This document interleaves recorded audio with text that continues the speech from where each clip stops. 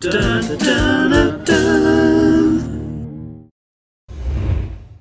Hey everyone, welcome to Dalton Draws, the series where the title tells you exactly what the show is. For today's episode, I'll be drawing characters from one of my favorite TV shows, The Tick, specifically from the 2016 version. I've been wanting to draw some of these characters for a while, but I decided to move forward with this episode after some very unfortunate news came out.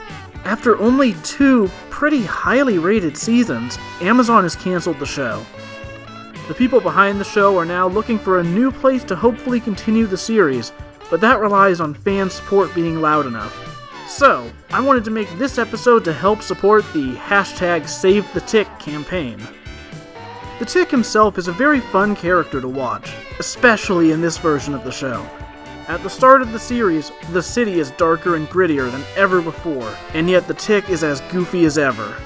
With the strength of a crowded bus stop and some very bizarre metaphors, he's just a joy to watch.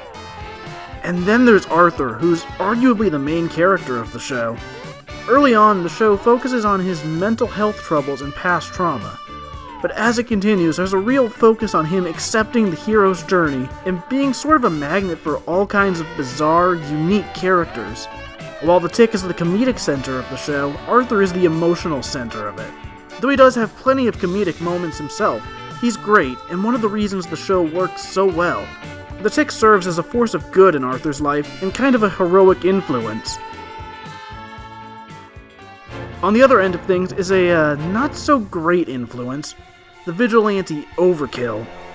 Overkill is more of a, well, as the name implies, his methods are a little more violent. Well, a lot more violent. A recurring theme throughout the show is whether or not he actually needs to kill his opponents, a topic that he and the Tick clash over a lot. One of my favorite fights in the first season has Tick and Overkill teaming up, with Tick assuring the villains that he doesn't condone Overkill's methods, and stopping him from killing the goons as they're fighting. And then there's Dodd.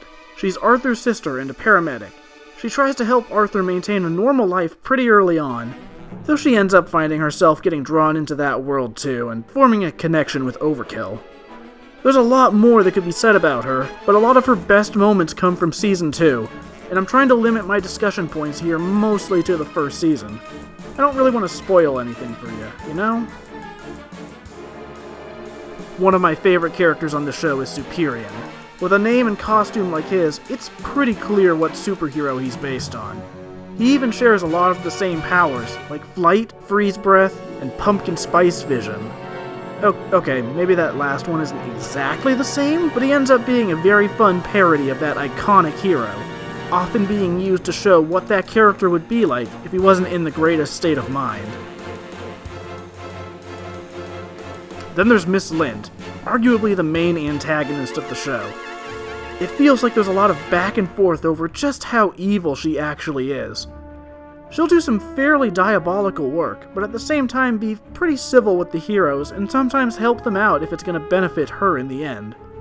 She kind of feels more like a proper rival character for the heroes, which is fun to see. I wish more live-action superhero shows would embrace that dynamic. Oftentimes they just set up a big villain for the year, and then they need to get rid of that villain so they can't come back later. Plus, Miss Lynd is just awesome. I debated on who to draw as the final character for this episode, because there's so many I could have drawn.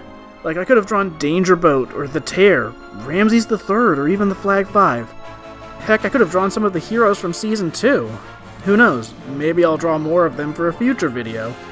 All that being said, I thought the most fun way to end things off would be to draw Midnight. For as bizarre as this show can be early on, seeing a talking dog that wrote a book is really the perfect intro to just how weird things are gonna get. This show is wonderful, and if you have Amazon Prime, I highly recommend it. I'm hoping this episode might get, at least a few of you interested in the show. And if you are, please help it get a 3rd season by tweeting with #SaveTheTick.